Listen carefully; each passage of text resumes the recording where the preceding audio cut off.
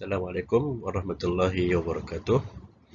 A'udzubillahi minasyaitonirrajim. Bismillahirrahmanirrahim. Alhamdulillahirabbil alamin. Wassalatu wassalamu ala asyrafil anbiya'i wal mursalin wa ala alihi wa sahbihi ajma'in. Okey, kajian ini bertajuk kemiskinan HED, kajian terhadap kesedaran dan kefahaman pelajar UiTM Cawangan Negeri Sembilan, Kampus Seremban. Kajian saya, Dr. Muhammad Kamil Mak Saleh, bersama-sama dengan pelajar Nurul Fatinatul Afifah, Nur Syahmina, Siti Khairun Najwa, Syamimi Izzati, Nadia Elisha.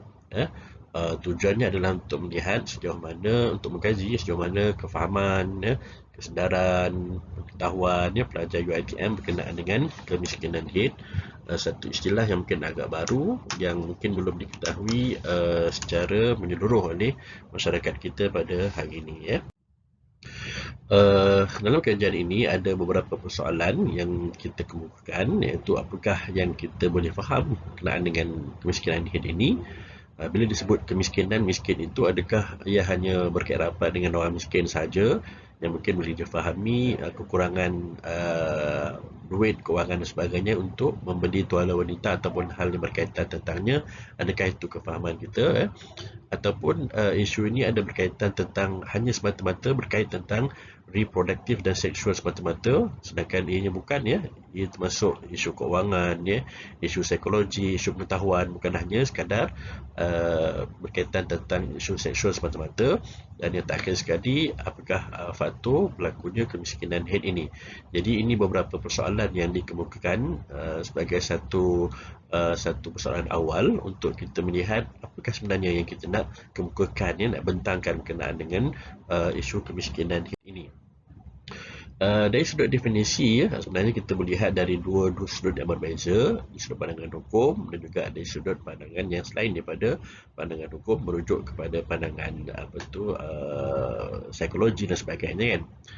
Okay, menurut hukum syarak, HED itu adalah darah yang keluar secara semajadi daripada pangkal rahim seorang wanita, perempuan, yang menunjukkan bermulanya umur balik. Okay. Dalam masa yang sama sebenarnya, isu ini bukan hanya dikaitkan dengan hukum syarak semata-mata. Dalam pandangan yang lebih umum, ialah merupakan satu proses biologi yang akan dihadapi oleh perempuan seawal umur 10 tahun, bermula umur matang ataupun umur baliknya, yang dan dia akan berterusan sehinggalah kitaran headnya putus, berhenti, yang kita kenali sebagai menopause. Jadi itu pandangan umum kita berkenaan dengan HED lah. Jadi bila kita sebut tentang kemiskinan HED, dalam awal tadi ada ditemukan persoalan, adakah ini hanya isu untuk orang-orang miskin sahaja yang kekurangan duit untuk membeli tuala wanita. Tapi sebenarnya isu kemiskinan, konsep kemiskinan HED ini sangat meluas, bukan hanya berkait dengan orang wanita sahaja. Kefahaman mungkin kita boleh kefahaman secara umumnya orang akan kaitkan orang miskin, yang kekurangan pendapatan ataupun kekurangan dari sudut harta duit untuk memberi tuala wanita. Tapi sebenarnya isu ini bukan hanya berkait rapat dengan orang miskin saja, tetapi cuba kita bayangkan, bila berlakunya beberapa situasi, antaranya tiada bekalan air, ataupun orang-orang masa-masa banjir, orang yang terlibat dengan bencana alam, mungkin terputus bekalan dan sebagainya. Jadi itu sebenarnya boleh dikaitkan juga dengan kemiskinan HED ini sebenarnya, dan juga pengetahuan seseorang. Sebagai contoh, mungkin orang yang bukan kurang akses kepada ilmu, kepada pengetahuan, orang yang duduk di pedalaman sebagainya, orang asli sebagainya, kan, sejauh mana dia memahami tentang konsep HED ini sebenarnya. Jadi pengetahuan tentang HED itu juga sebenarnya, kalau pengetahuannya kurang, itu pun termasuk juga dikaitkan dengan isu kemiskinan HED ini, kan. Sebagai contoh, kalau kita lihat apa yang kita paparkan di sini berdasarkan kajian literatur dan apa yang kita perolehi, sebagai contoh, golongan miskin, mangsa banjir, OKU, kanak-kanak perempuan OKU, kan, adakah dia faham berkenaan dengan kemiskinan isu HED ini, dan bagaimana kita menyelesaikan isu HED ini kalau contoh kita ada anak, ataupun kita ada akses dengan kanak-kanak kelainan upaya, golongan gelandangan, dia tidak ada tempat tinggal, kan. Mana nak dapatkan tuala wanita ataupun pad ini, kan, untuk ditukar. Isu orang gelandangan, kan. pesakit mental dan sebagainya, termasuk juga mereka yang terlibat dengan bencana alam, banjir dan sebagainya kan. Jadi itu sebenarnya pengurusan kenaan dengan HED ini sekiranya ada halangan di sudut kewangan, di sudut pengetahuan, untuk akses dapatkan tuan wanita itu juga sebenarnya termasuk dalam konsep kemiskinan HED ini. Okey, golongan yang berisiko terhadap isu kemiskinan HED ini antaranya adalah golongan miskin bandar, miskin kampung pun dia juga kan, golongan miskin tegar ataupun yang ketiganya golongan yang kurang akses kepada pendidikan, yang tidak mendapat pendidikan yang sewajarnya. Jadi sejauh mana pengetahuan, jadi kalau pengetahuannya kurang maka mereka termasuk dalam kategori kemiskinan HED. Orang miskin yang tak dapat nak beli tuan wanita pun terlibat dengan kemiskinan HED. Orang yang terlibat dalam bencana alam, banjir dan sebagainya yang kurang akses nak mendapatkan tuan wanita itu sukar, maka itu juga termasuk dalam golongan orang yang berisiko terhadap isu kemiskinan HED. Jadi bagi golongan-golongan tersebut, sebagai contoh mangsa banjir lah kan, kalau tidak dibantu, tidak di-provide, tidak diberi akses kepada tuan wanita itu, menyebabkan ini di antara bahan-bahan yang boleh digunakan dalam keadaan yang terdesak untuk menggantikan dengan tuan wanita yang baru. Antara contohnya berdasarkan apa yang telah kita jumpa, kajian kita, daun, surat khabar lama, sabut, kita semula basuh balik kan. Jadi ini bukan isu orang miskin, ini isu psikologi kan, ini isu sosial, ini isu kemasyarakatan yang perlu kita tangani secara bersama. Jadi apabila akses kepada tuan dan wanita itu ada masalah, jadi kesannya apa? Jadi tangguman, pelajar yang mungkin terkena ataupun datang darah kotornya, datang darah haidnya, konten sekolah. Kalau tak, nanti tak ada tuan wanita, nanti bocor dan sebagainya kan. Penjawat awam ataupun swasta yang berhadapan dengan isu ini, mungkin mereka tidak pergi bekerja.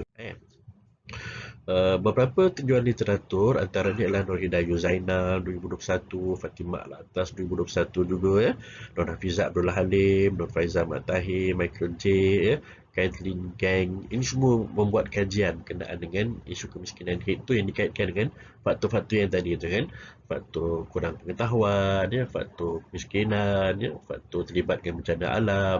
Bagaimana kita nak membantu mengatasi masalah-masalah ini, itu telah dibuat kajian dan kami telah membentangkan dalam kertas yang telah dibentangkan dalam kertas kajian kami lah.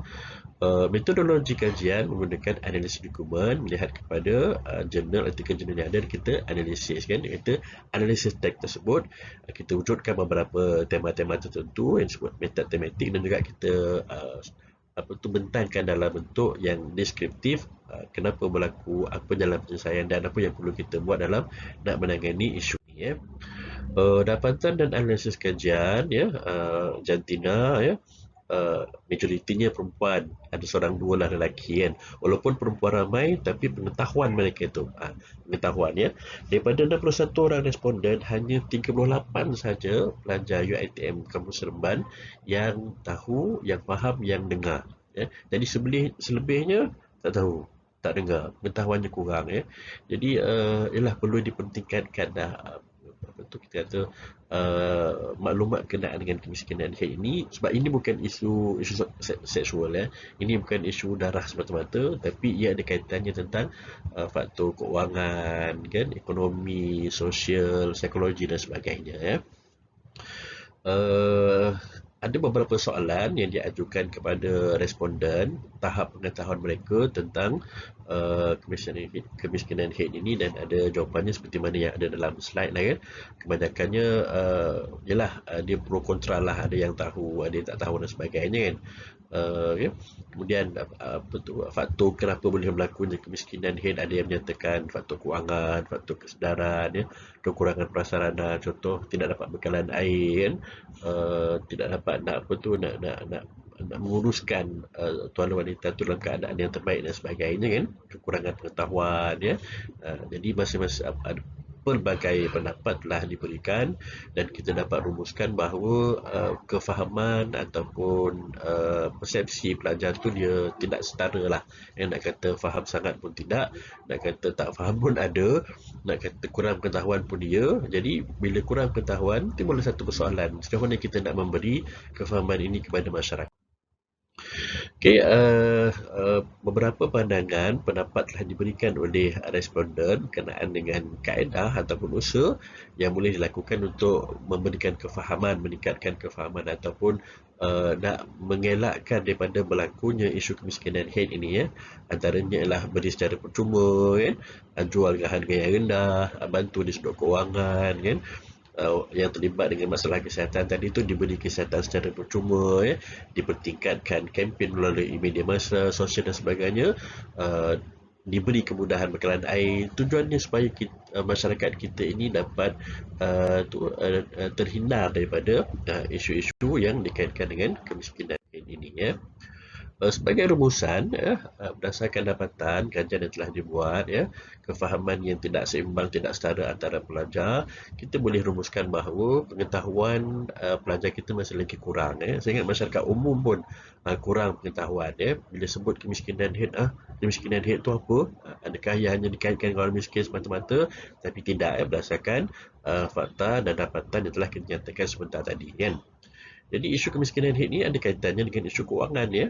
Jadi orang miskin, golongan asnaf kan, yang terlibat dengan apa tu masalah-masalah apa tu golongan-golongan yang tidak berharta, masalah kewangan dan sebagainya, bagaimana mereka nak mendapatkan tuala wanita itu kalau ada masalah di sebalik masalah kewangan kan. Jadi perlu kita bantu ya, perlu dibantu di sudut kewangan dan sebagainya kan.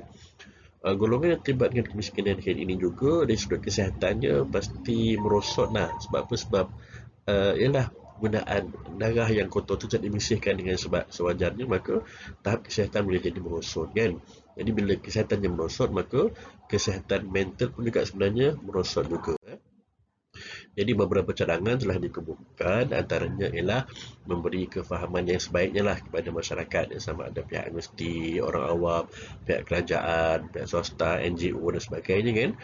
Yang mana kurang masalah kewangan dibantu yang mana kurang dari sudut pengetahuan diberi kefahaman ya.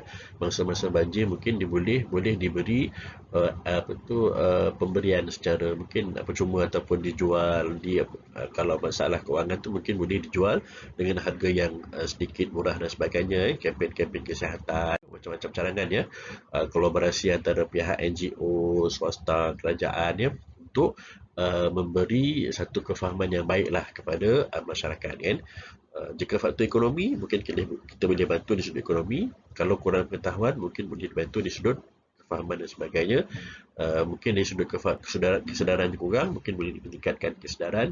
Yang penting kita tidak terbeban dengan masalah kemiskinan head ini, dan masyarakat kita semakin cerdik ya, untuk kita membincangkan isu ini secara umum, dan apakah langkah-langkah yang mungkin boleh dilakukan dalam nak menyelesaikan isu-isu yang berkaitan tentang kemiskinan head ini ya.